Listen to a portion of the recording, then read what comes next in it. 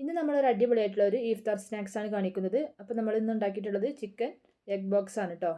അപ്പോൾ നമുക്ക് അതിന് വേണ്ടത് ചിക്കൻ വെച്ചിട്ടുള്ള ഒരു ഫില്ലിങ്സ് ആണ്. അപ്പോൾ നമ്മൾ സമൂസയൊക്കെ ഉണ്ടാക്കി വെക്കില്ല ഫില്ലിങ്സ്, അതേപോലെ ഞാനൊരു ചിക്കൻ കൊണ്ടുള്ള ഒരു ഫില്ലിങ്സ് ഉണ്ടാക്കിയിട്ടുണ്ട്. അതുപോലെ തന്നെ എഗ്ഗ് പുഴുങ്ങി വെച്ചിട്ടുണ്ട്. അത് ഒരു എഗ്ഗ് ഒരു 3 പീസാക്കി കട്ട് ചെയ്തിട്ടുണ്ട്. ഇനി നമുക്ക് സമൂസ ഷീറ്റ് മതി കേട്ടോ.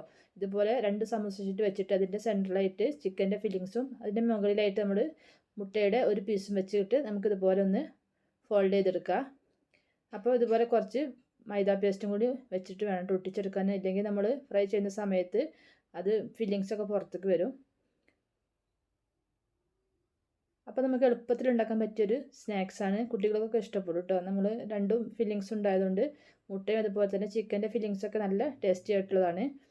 അപ്പോൾ ഇതുപോലെ ഞാൻ ബോക്സാക്കി എടുത്തിട്ടുണ്ട്. ഇനി നമുക്കൊന്ന് ഇതൊന്ന് പൊരിച്ചെടുത്തിട്ട് വരാം. അപ്പോൾ മീഡിയം ഫ്ലെയിമിലിട്ട് നമുക്കിത് നല്ല പോലെ ഒന്ന് ക്രിസ്പി ആയിട്ട് തന്നെ പൊരിച്ചെടുക്കുക. അപ്പോൾ ഹൈ ഫ്ലെയിമിലിട്ടാൽ പെട്ടെന്ന് തന്നെ ഗോൾഡൻ കളറായിട്ട് ശരിക്കും മുരിഞ്ഞ് വരില്ല കേട്ടോ. അപ്പോൾ നമ്മളൊരു മീഡിയം ഫ്ലെയിമിലിട്ടാൽ നല്ല പോലെ കുറേ സമയം തന്നെ അത് ക്രിസ്പി ആയിട്ട് തന്നെ ഉണ്ടാകും.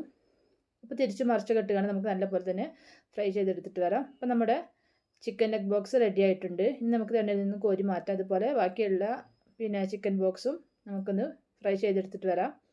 അങ്ങനെ നമ്മുടെ ടേസ്റ്റി ആയിട്ടുള്ള ചിക്കൻ എഗ് ബോക്സ് ഇവിടെ റെഡി ആയിട്ടുണ്ട്. അപ്പോൾ എല്ലാവരും ഒന്ന് ട്രൈ ചെയ്ത് നോക്കുക കേട്ടോ. നല്ല ടേസ്റ്റി ആയിട്ടുള്ള ഒരു ഫില്ലിങ്സ് ആണ്. അപ്പം നമ്മളിത് കട്ട് ചെയ്തിട്ടുള്ളതാണ്. നല്ല ടേസ്റ്റ് ആയിട്ടുള്ള ഒരു സ്നാക്സ് ആണ്. അതുപോലെ തന്നെ സമൂസ ഷീറ്റ് മതി. അപ്പോൾ എല്ലാവരും ഒന്ന് ട്രൈ ചെയ്ത് നോക്കുക. ഇഷ്ടപ്പെട്ടാൽ വീഡിയോ ഒന്ന് ലൈക്ക് ചെയ്യണേ. അതുപോലെ തന്നെ സബ്സ്ക്രൈബ് ചെയ്യാത്ത കൂട്ടുകാരുണ്ടെങ്കിൽ ഒന്ന് സബ്സ്ക്രൈബ് കൂടി ചെയ്ത് സപ്പോർട്ട് ചെയ്യണേ.